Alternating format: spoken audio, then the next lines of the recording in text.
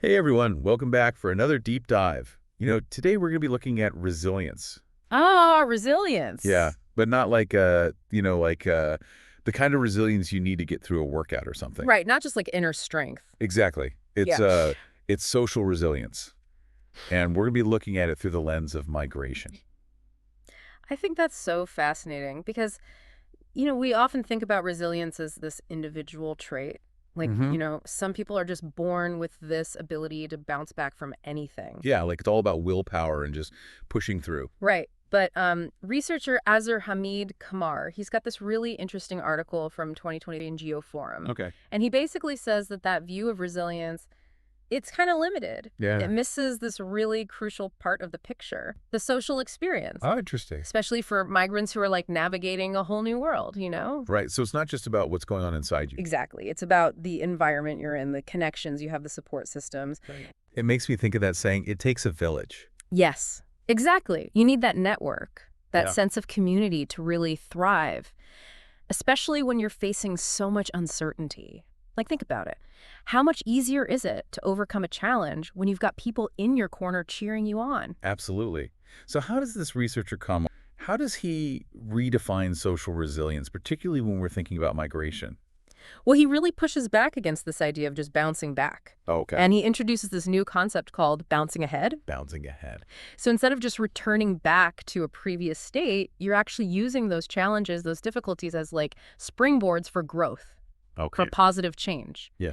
So it's not just about surviving, it's about using those experiences to propel yourself forward. So can you give us an example of what that might look like bouncing ahead? Yeah, so imagine, a migrant who maybe experiences job discrimination. Okay. And as a result of that experience, they decide to join like a community organization Mm-hmm. that advocates for migrant workers' rights. Okay. They're not just recovering from that negative experience. They're taking that experience and channeling it into creating a better future for themselves and others. I love that example. It really brings it to life. Yeah. It's like taking that negative energy and turning it into something positive and powerful. Exactly. And it seems like migration is just the perfect context to explore this idea. Yeah. It's this huge life change Oh, absolutely. that often forces people to confront all kinds of obstacles and figure out how to adapt and keep going. Absolutely. Migration inherently involves vulnerability and uncertainty. Right. You're leaving behind everything you know, your Yeah. familiar support networks, your home, and then you're facing these potential cultural and language barriers Mm. and, maybe even encountering prejudice. It's like being thrown into the deep end and having to learn how to swim while you're figuring out which way to go at the same time. Yeah, it's a lot to handle. Yeah. But it's amazing how people not only survive these experiences, but actually manage to create new lives and thrive in their new homes. Right. It really speaks to the human capacity for resilience and adaptation. So within this really complex journey, Qamar talks about these things called turning points. Yeah. What are those? Yeah, so turning points are these like pivotal moments that force migrants to kind of reassess their lives, Okay. their choices, their identities even.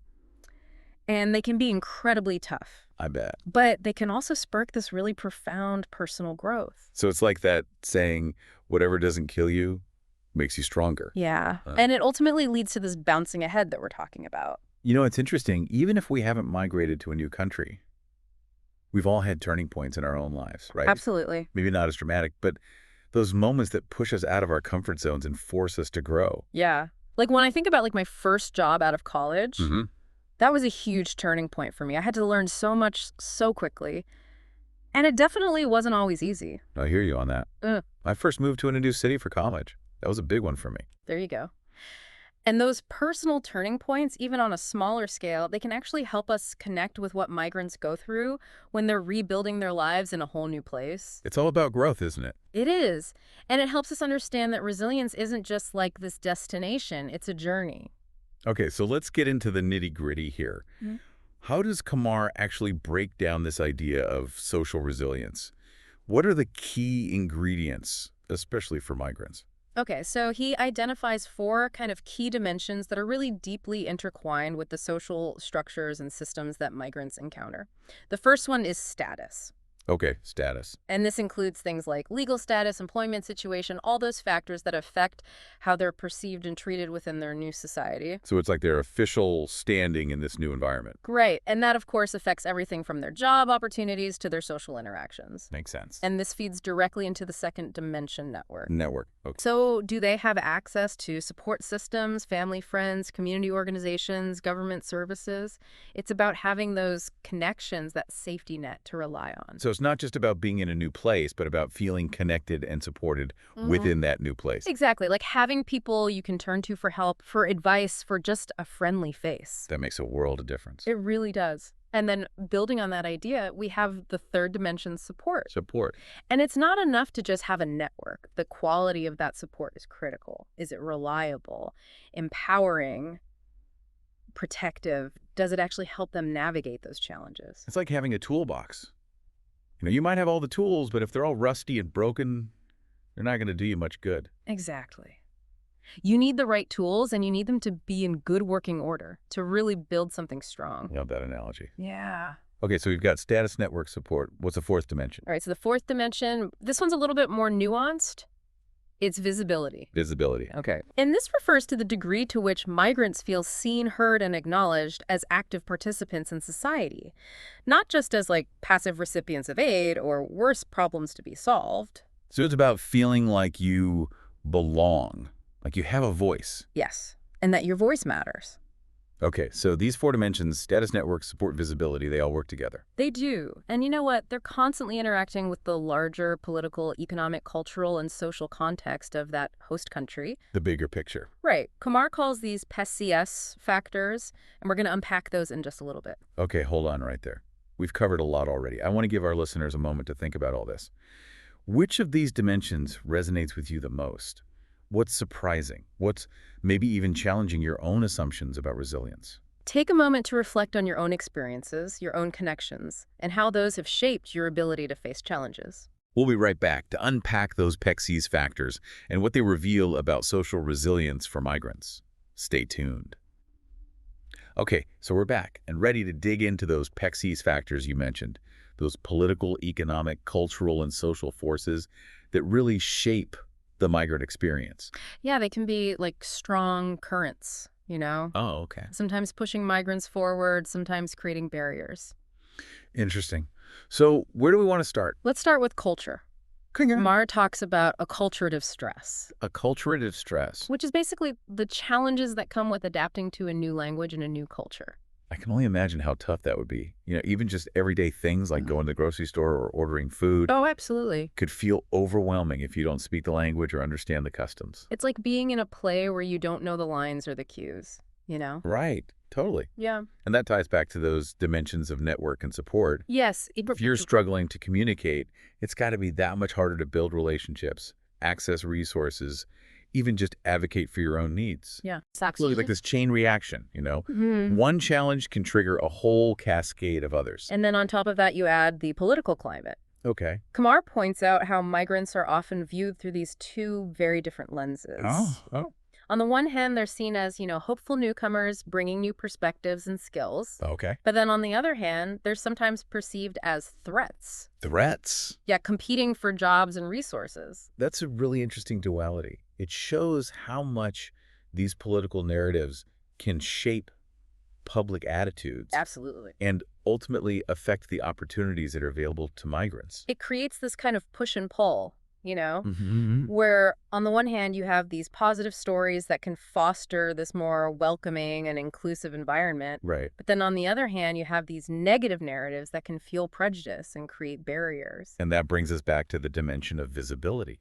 When a society embraces diversity and sees the value in welcoming newcomers, it creates a space for migrants to feel seen and heard, to be active participants in their new communities. Right. It's not just about being there. It's about being a part of things. So it's not just about the individual migrants being resilient. Right. It's about the entire society cultivating a more resilient and welcoming attitude. I think that's a great way to put it. Social resilience is a two-way street. Yeah. It's about creating a space where everyone can thrive no matter where they come from. I love that. Mm. And that's where access to social services and economic support becomes so crucial. Oh, absolutely. Especially during those early days, Hmm. when everything's so new and you're still trying to find your footing. It's about giving people a fair chance to succeed, Exactly. not just expecting them to figure everything out on their own. Right, like language classes, job training programs, affordable housing. These can be lifelines for migrants as they're rebuilding their lives. And this is where those PECS factors can really make a difference. Mm. They could either make those lifelines easily accessible Yeah. or create roadblocks that make it much harder for migrants to get the support they need. Right. Those factors play a huge role in shaping those systems and structures. So we've got these 4 dimensions of social resilience, Right. constantly interacting with the broader political, economic, cultural, social forces of the host country. It's a lot. It's a complex dance, isn't it? It really is. And Qamar points out something really important about how we study this dance. Oh, what's that? He cautions against trying to measure social resilience purely through numbers and statistics. Yeah, I can see why. Because data can only tell us so much, right? Right. It might show us how many migrants access certain services, Mm-hmm. but it doesn't capture the human stories behind those numbers, the lived experiences of actually navigating those systems. Exactly. And that's why he emphasizes the importance of qualitative research. Okay. Actually listening to the voices of migrants, understanding their unique perspectives, their challenges, their triumphs. It's about seeing the whole picture, not just the data points. Right, because the numbers can't tell us everything. And that really aligns with the whole spirit of the deep dive. It's all about going beyond the headlines and really understanding the nuances of these complex issues. And in this case, it's about recognizing that social resilience isn't just this fixed trait that you either have or you don't. It's a dynamic process. Right. It's constantly evolving, and it's shaped by this combination of personal strengths, social connections, and those broader systems we live in. And for migrants, those systems are kind of magnified, right? There, Yeah. because they're navigating all those layers of complexity while also adapting to a whole new world. It's a lot to ask of anyone. Mm-hmm. So if we take a step back and consider everything we've learned from Qamar's work, what's the key takeaway here? I'd say it's this social resilience isn't about gritting your teeth and just pushing through. Okay. It's about understanding the social dimensions of resilience. The social dimension. How our connections, our support systems, the very fabric of our societies can either help or hinder our ability to thrive in the face of challenges. And for migrants, those challenges are often heightened. Yeah. But so is their capacity for growth and transformation. Mm-hmm. Their experiences offer these really valuable insights for all of us. What kind of insights? About resilience, about adaptability, and the importance of creating those inclusive and supportive environments where everyone has a chance to not just bounce back, but to bounce ahead. Beautifully put. And I think that leads us perfectly into a final thought for our listeners as we wrap up. As we wrap up our deep dive into social resilience and the experiences of migrants, I want to leave you with a question to ponder. Yeah, a question to kind of take with you. Think back to those 4 dimensions we talked about. Status network support visibility. Right. And all those PECS factors that can influence them. How those bigger forces come into play. How can understanding all of this help us create communities that are truly inclusive and supportive? That's the question, isn't it? And not just for migrants, but for anyone who's, going through a major life change or facing uncertainty. Because we all face challenges, right?